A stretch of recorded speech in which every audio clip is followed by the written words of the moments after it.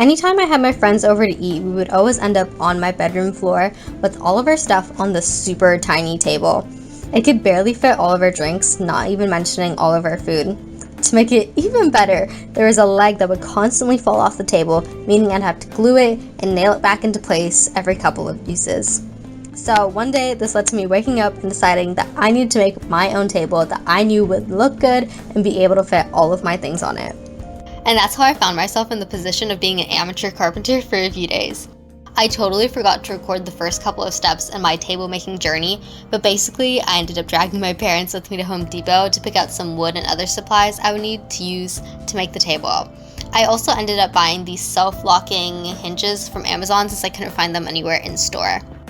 The first steps were pretty simple. I just measured the wood, cut them to the correct length that I wanted them to be, and then with the help of my dad, stapled them to each other to make sure that the table was super sturdy and that it wouldn't go anywhere even if I sat on it.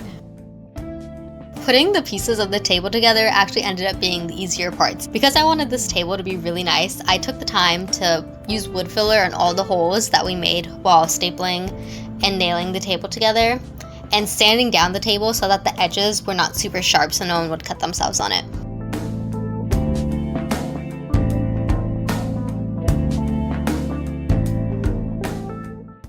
I also spent a couple of days staining the table and letting each layer dry between sessions, as well as applying a couple of coats of varnish so the table was nice and smooth and so I could put drinks without having to worry about condensation or any liquid messing with the wood.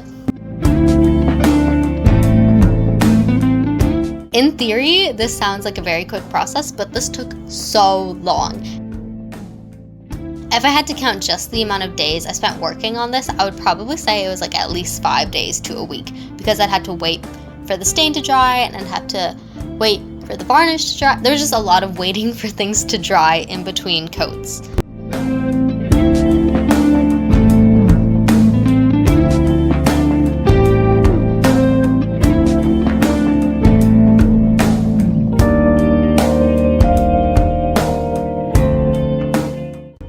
I also made a couple of mistakes along the way, with the biggest one being that we originally made the legs of the tables a little too tall.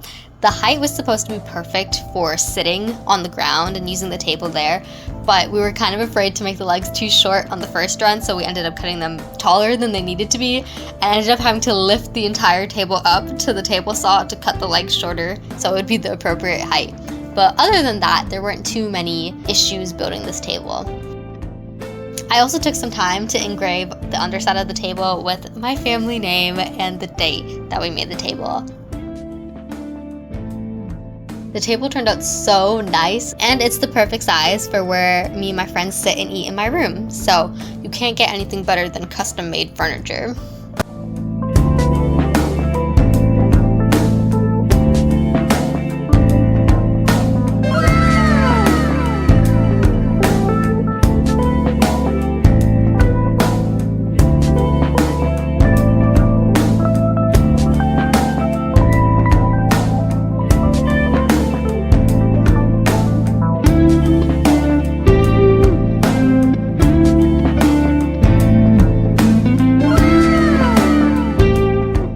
I wanted to store this table under the bed, so the last thing I decided to do was use some scrap fabric I had to make a kind of fold over baggy situation so I could slide the table under my bed without having to worry about scratching the floors or the table in the process.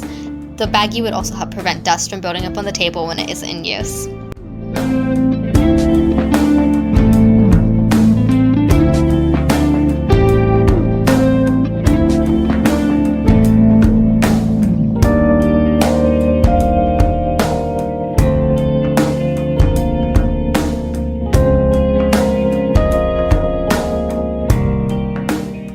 Anyway, that's about all I have for this video.